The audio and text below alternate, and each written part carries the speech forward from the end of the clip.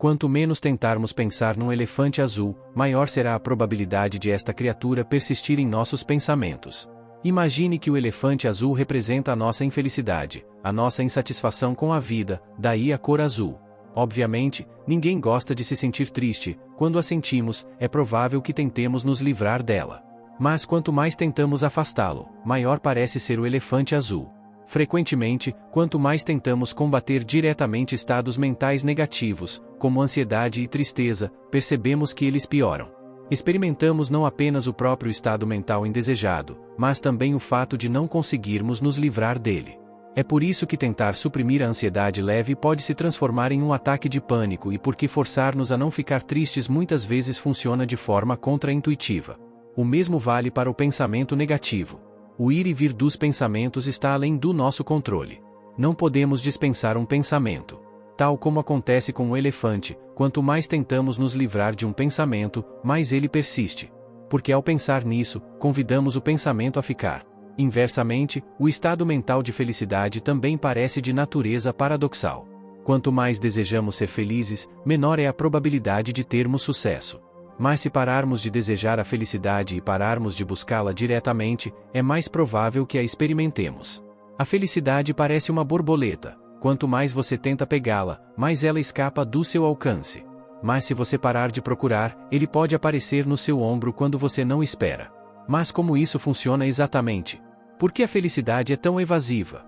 E existe alguma explicação científica para o motivo pelo qual o desejo e a busca pela felicidade reduzem as nossas chances de encontrá-la? Este vídeo explora o paradoxo da felicidade. A felicidade é evasiva. Não podemos obtê-lo diretamente. Se pudéssemos, a grande maioria das pessoas, se não todas, ficariam felizes o tempo todo, pois sabem exatamente como consegui-lo.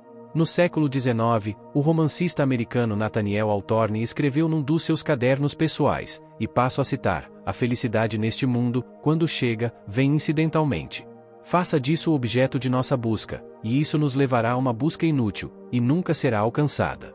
Fim da citação.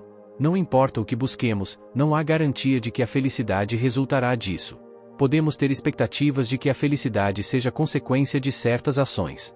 Mas, em muitos casos, estas expectativas não correspondem à realidade. Por exemplo, poderíamos ter a expectativa e o desejo de que o encontro com um amigo gere uma sensação de satisfação. Mas há uma chance de que esse encontro não nos proporcione a felicidade que buscamos, levando à decepção. Além disso, o não cumprimento das nossas expectativas pode até piorar as coisas. É provável que continuemos a nossa busca pela felicidade de outras maneiras para encontrá-la. Em alguns casos, isso realmente ocorre, enquanto em outros casos, não. Parece que podemos mais ou menos criar as condições nas quais a felicidade terá maior probabilidade de surgir. Mas, em última análise, permanece indefinido.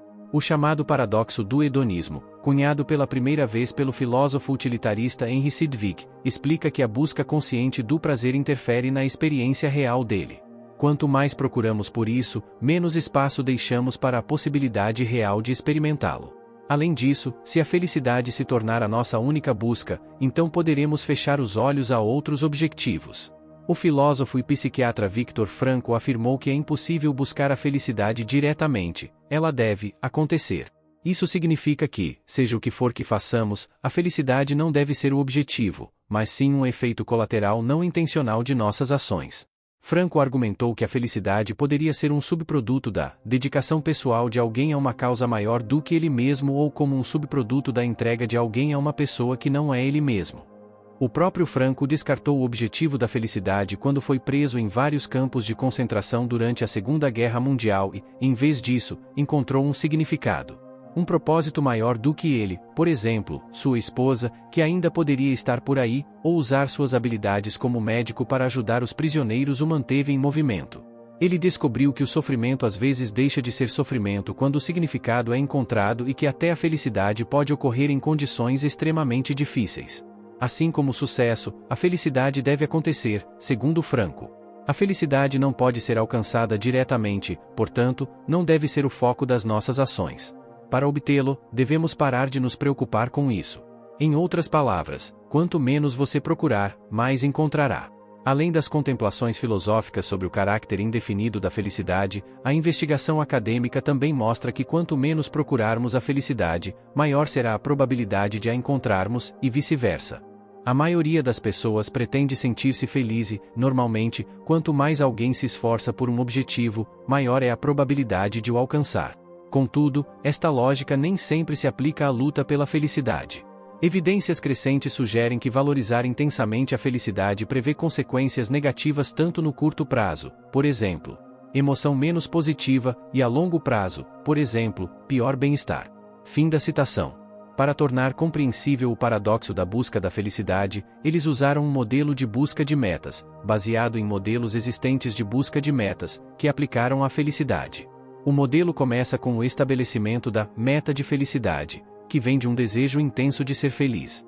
Para atingir esse objetivo, envolve-se a regulação emocional durante uma fase de regulação da felicidade, o que implica estratégias para aumentar a felicidade.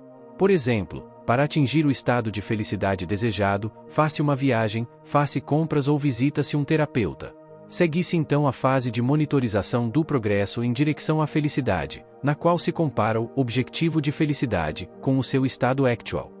É possível que o estado emocional atual esteja alinhado com o estado desejado, o que leva a um resultado de bem-estar que podemos considerar bem-sucedido. No entanto, se o estado actual de uma pessoa não estiver de acordo com o estado desejado, isto pode levar a duas coisas. Em primeiro lugar, a pessoa volta a envolver-se na fase de regulação da felicidade, aplicando estratégias para aumentar a felicidade. A segunda coisa que pode ocorrer é a chamada meta-emoção. Neste caso, sentir-se decepcionado com o estado atual. Esta meta-emoção, uma emoção sobre uma emoção, influencia diretamente o estado atual da pessoa. Por exemplo, alguém faz uma viagem com a expectativa de gerar o objetivo da felicidade. Mas durante a viagem, acontece que o objetivo não foi alcançado, uma observação que por si só impacta negativamente o humor. Além disso, o estudo refere-se a diversas linhas de pesquisa que constataram que o simples monitoramento de uma experiência hedônica interfere nessa experiência. No que diz respeito à busca da felicidade, isso significa que o ato de refletir sobre o objetivo de felicidade de alguém impacta negativamente o estado atual.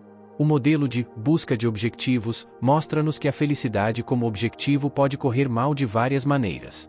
Em primeiro lugar, se o objetivo for demasiado elevado, é pouco provável que o consigamos, conduzindo, em segundo lugar, à meta-emoção de decepção após monitorizar a experiência.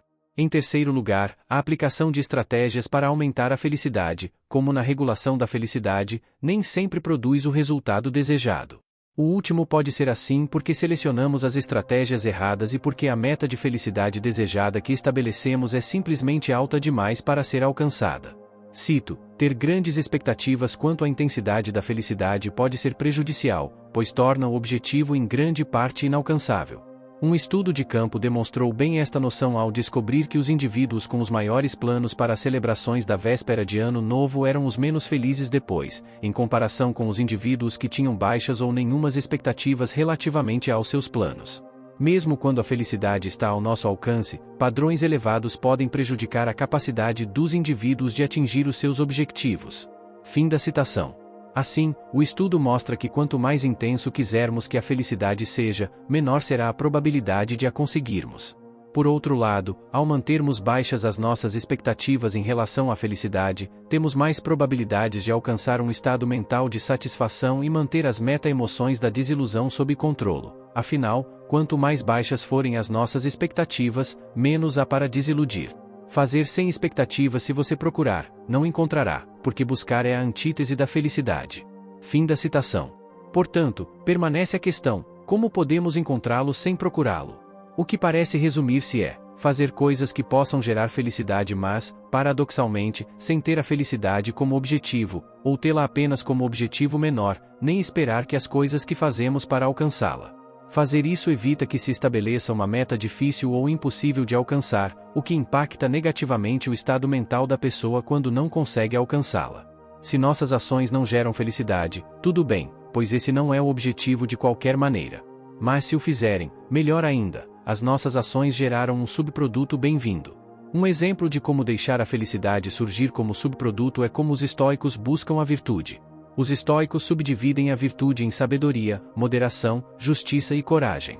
Do ponto de vista estoico, viver bem seguindo e desenvolvendo essas qualidades eventualmente leva à experiência eudaimônica, que é a felicidade estoica. Para os estoicos, a felicidade é uma consequência de viver virtuosamente, por isso não é alcançada diretamente. Viktor Frankl encorajou-nos a encontrar significado nas circunstâncias, por exemplo, fazendo boas ações para as pessoas ao nosso redor, através das quais a felicidade poderia resultar. Ao focar em outros objetivos além da felicidade, cada pedacinho de felicidade que possa advir dele será um bônus inesperado e, assim, terá um impacto positivo em nosso humor. Por exemplo, em vez de viajar para nos sentirmos felizes, poderíamos aproveitar essa viagem para nos educar ou obter inspiração para trabalhos criativos. Em vez de gastar dinheiro em bens materiais na esperança de que isso gere felicidade, poderíamos usar esse dinheiro para ajudar outras pessoas. Que você encontre seu caminho e seja muito feliz e grato. Obrigado por assistir.